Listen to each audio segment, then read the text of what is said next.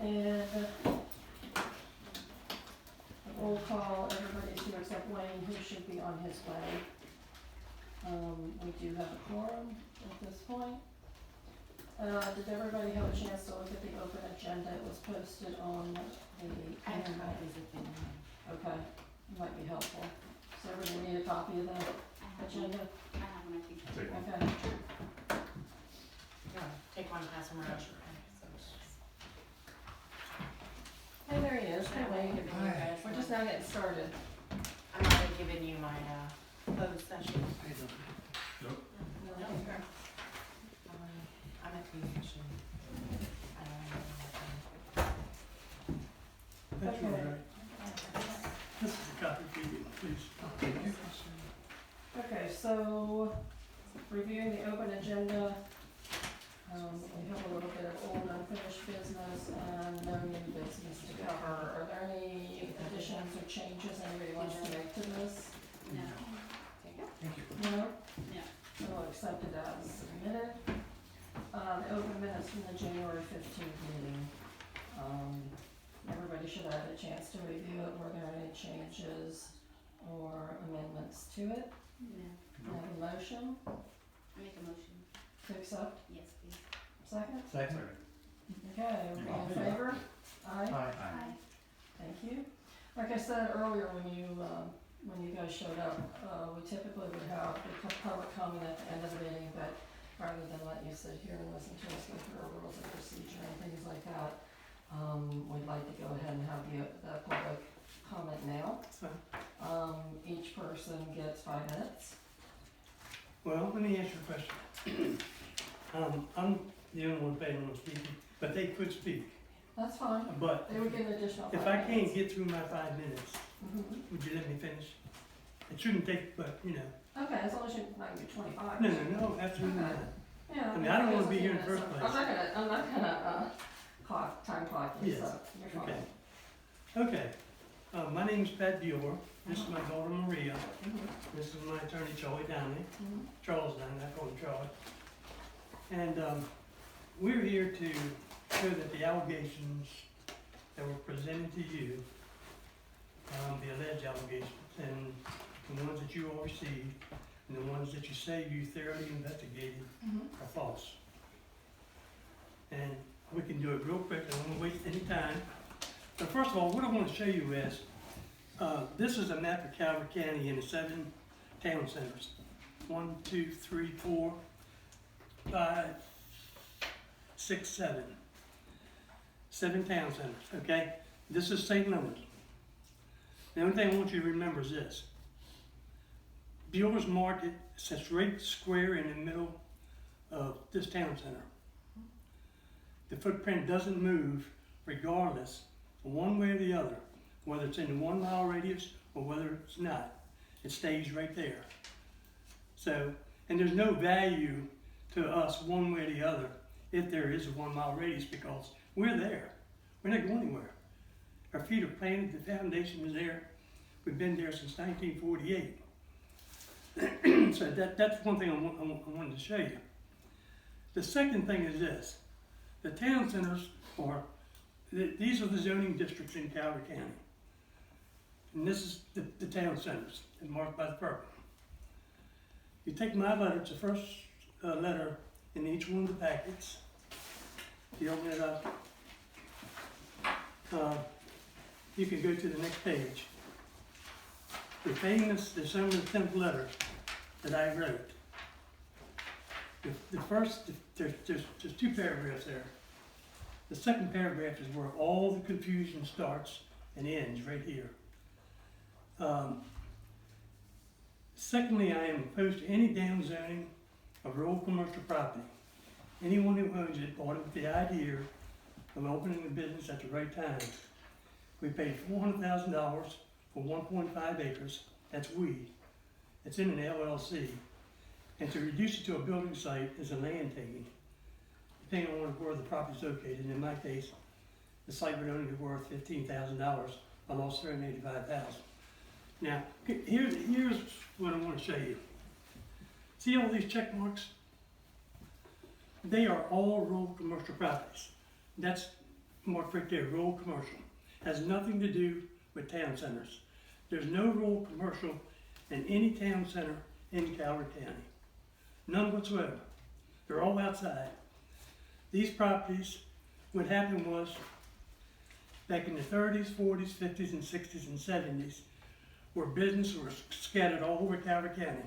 It was long before the idea of town centers was ever thought about.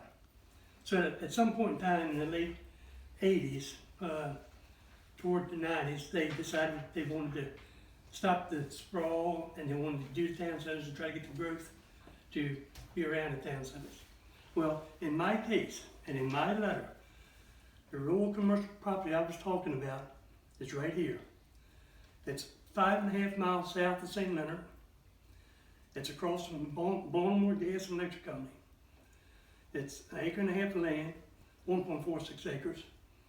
And it was a bar at one time. It's in an LLC. It's called the Atomic Diner. I got pictures up there. I'll show you. So what happened? You all have got this confused with this. You have this inside the town center. I never mentioned the St. Leonard Town Center here. Nowhere at all. But you all have added that in your allegations, all the articles in the newspaper, everything that went out that said the rural commercial property that your father owns in the St. Leonard Town Center. I never said that. So here's one I just want to show you real quick. You have to excuse me, I do have a breathing problem. So here's the building. It's got a rural commercial on the sign. It's in Lusby. It's not even in St. Leonard. 7.5 miles south. You all have a picture there in your packet. You also have the assessment. Shows you what we paid for it. $399,000. Okay. Here's the current tax bill. So that's the Atomic Diner. That's the piece that I was talking about. I say nothing about St. Leonard. It's a rural commercial piece of property.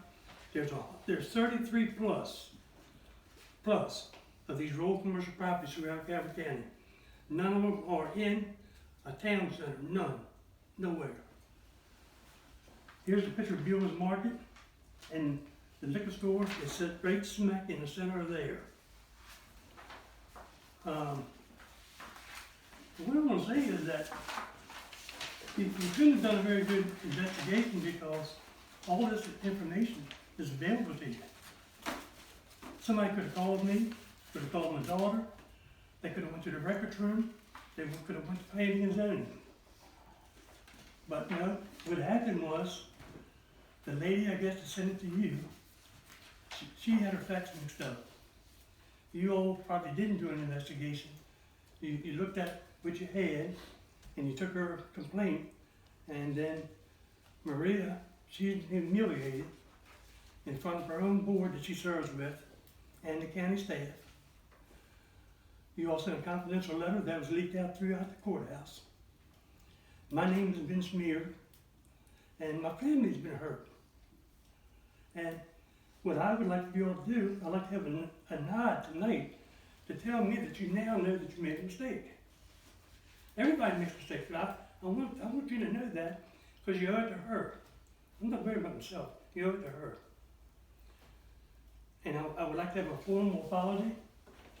I'd like to let her go out to the planning commission. We'll have to go to the county commissioners. A letter to the press, and a letter to her and I. That you all made a mistake, and I want to know who the accuser was. I am a private citizen. I am not elected to anything. And I have every right that when I'm falsely accused, that I have the right to know who the lady is. And I know who it is, but I want it in writing. And the second thing I think you ought to do, Susan, and Jennifer, excuse me, is that the letter that was leaked in the courthouse, you and I both know how the letters go, unless you send it by email. But if you send a letter, it goes to the mail room, and then the clerk or the county commissioners picks it up, she distributes it. Now sometime when the clerk, the county commissioners pick that letter up, or those letters up, somehow or another, it got sent through the county staff. Correct? I've heard that. Yeah. I don't have any proof of it. But, well, you need an investigation on that to find out. Because if that happens, she needs to be fired. Because, I mean, she did it for a specific reason. And what's that? The specific reason was to embarrass her through the entire courthouse. The clerk of the Board of County Commissioners. I'm not saying the clerk did it. I'm just saying that somebody in that office sent that letter out to planning and zoning. It was a confidential letter, Mm-hmm. and it was only addressed to the county commissioners, Mm-hmm. okay? But it went out. Now, somebody in that office sent it out, Okay, okay? And I mean, I think you need to start there, start with the clerk, okay, to try to find out okay. how it got there. I mean, I understand what you're asking for. Yeah, I mean, I think it's every right for, you know, to find out how stuff got leaked.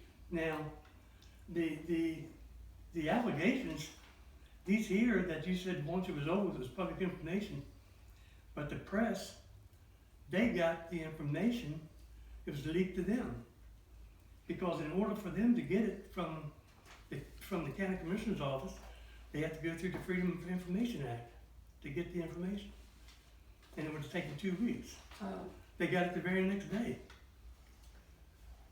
And, you know, it's not the way things supposed to work. I mean, just listen, Maria and I both, I served as county commissioner for 3 terms.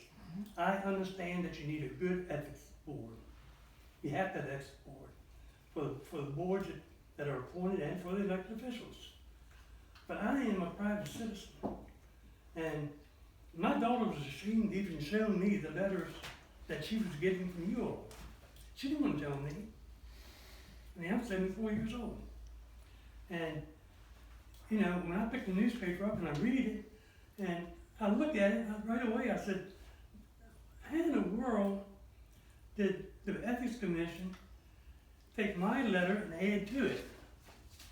And then they're going to accuse me of a false allegation. I mean, it's in your own words. Both of these letters here, you go through them, you said it. I mean, the letter was sent based on the investigation we did do. You did an investigation Mm-hmm. from the letter that was sent, the letter that was sent to you all, Yes. but no other, We asked for information. but you didn't get it. You got false information is what you got. I mean, listen, I'm not mad, I'm upset that, you know, my wife, I'm married, and she's even, you know, when she goes to church, she feels like they're all staring at her. I have customers come to my store, I feel like, you know, I need to say something to them. And someone had walked in with the newspaper and said, tell me what the hell this is all about. What have you all done now? And I had to stand there and explain it in a retail store. So, that's where we're at with it, and I don't know how you fix it, but I think we needed an apology. It's a good way to start. And I want that letter from my accuser. So what we do from here is during our closed session, which is not open to the public, That's fine. we will discuss what you've said here today. Okay, and if I don't hear from you, then I'll take it as far as I have to take it, because I am a private citizen. I understand. And you're an attorney too, right? No, Oh, you aren't? Okay. I no, was under the impression you were an attorney. no, I'm an accountant. And Susan, I wanted to say, Jennifer, excuse me. Got Susan on the line. There's one thing I wanted to say to you, that the comments that you made here, and I just took a reading. Real quick, I got it right here. These articles that were in the paper, I cut them out for you. I just want to read this right here. It all goes back to this December the 6th letter you all keep referring to. It says December 6, 2017, a letter to Department of Planning and Zoning by Patrick Buell has provided feedback expressing strong opposition to renaming minor town centers to villages, citing that the decision was anti-business and would be a downzoning that would decrease the value of my property of $385,000, which, that was not really what I wanted to read you. Missouri says that the conduct was more serious and more rare than any other issues this ethics board has dealt with over the last 6 years since she joined in 2012.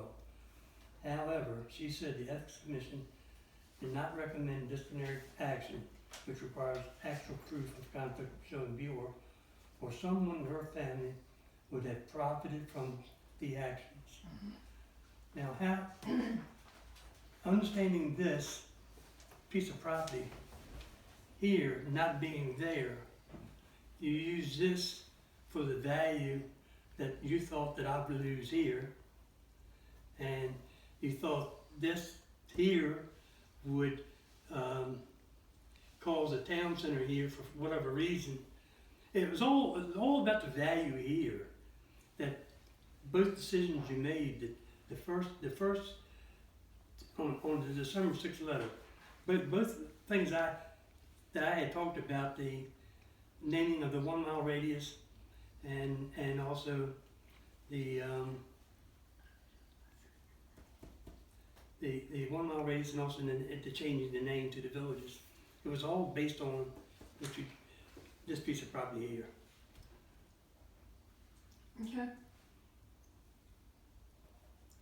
Okay?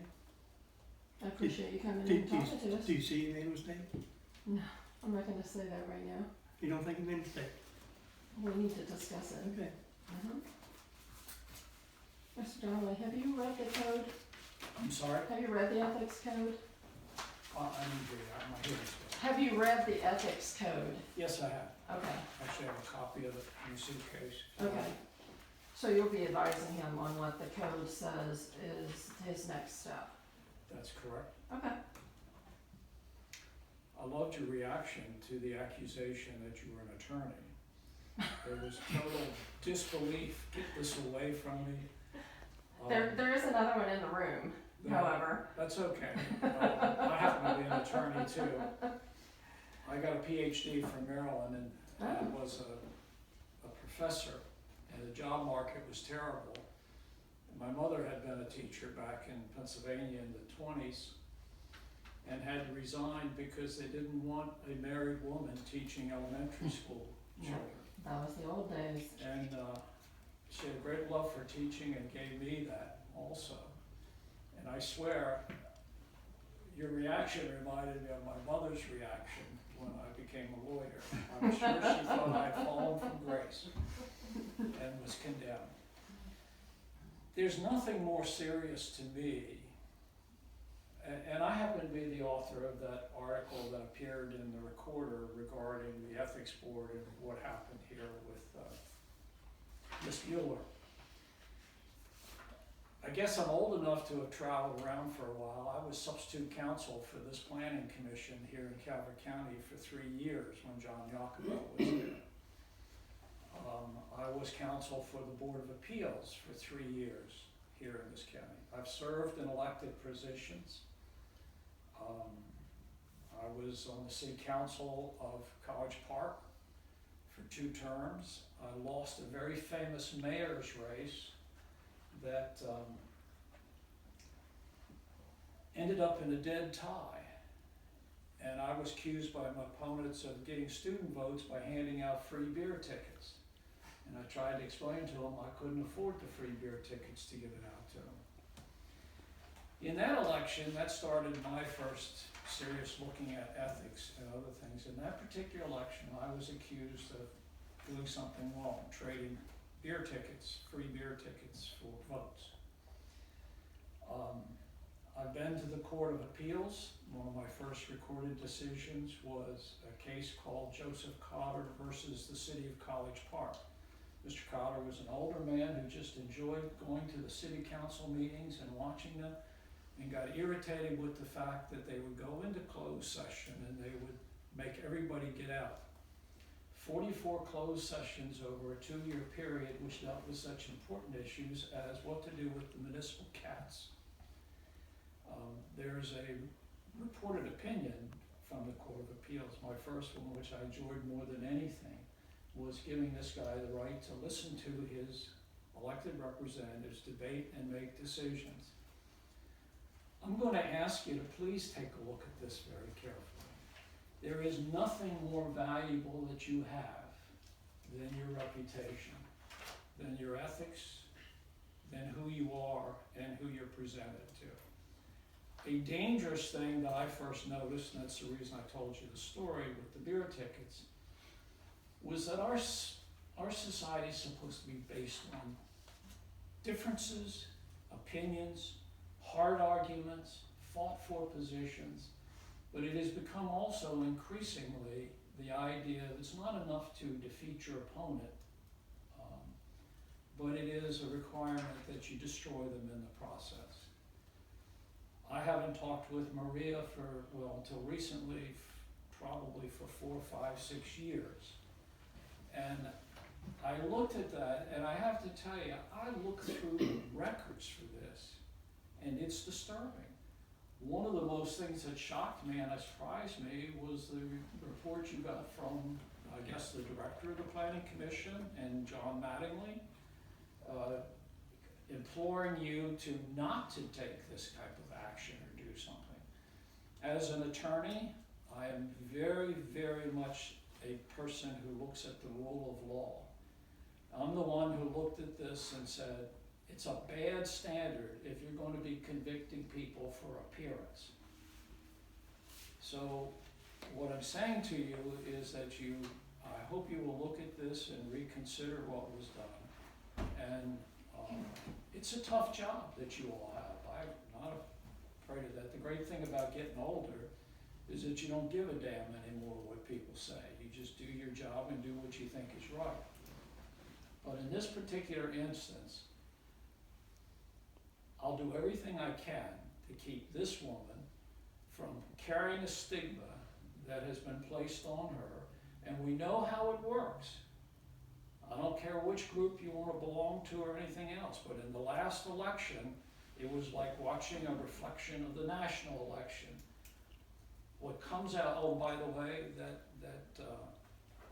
selling beer with giving students tickets was an accusation. It was printed up and distributed to 8,000 households the night before the election.